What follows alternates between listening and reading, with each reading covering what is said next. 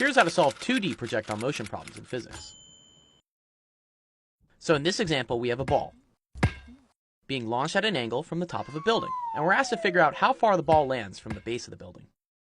Now I know there are a lot of numbers in this problem, but here's a general strat to make it easy. Anytime you have an object moving in both the up-down and the left-right direction, the key is to write out the kinematics equations separately for each direction. Then you solve for the time t in one direction and plug in the same t into the other one.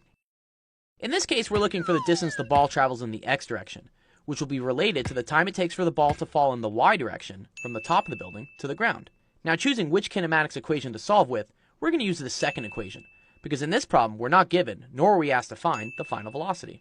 The next step is to write our kinematics equations out in each direction. Now when writing these out, you'll notice that there are two initial velocities, one for the x direction and one for the y direction. However, in this question, we are only given one value for the initial velocity, 20 meters per second. But this is a velocity that points in both the x and y direction. The trick here is to break up the initial velocity into separate x and y components by making a right triangle and using some trig functions. So here the initial velocity in the x direction is 20 cosine of 30 degrees, while the initial velocity in the y direction is 20 sine of 30 degrees. Next we plug in for the variables we know, and see how to solve for the variable we don't know, which is the final x position.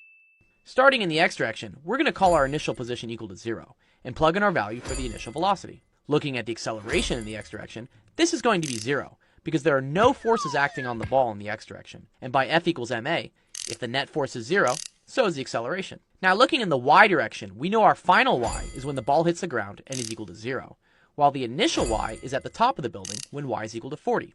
Again, we plug in our initial velocity, but looking at the acceleration, we are now going to use negative 9.8 meters per second squared.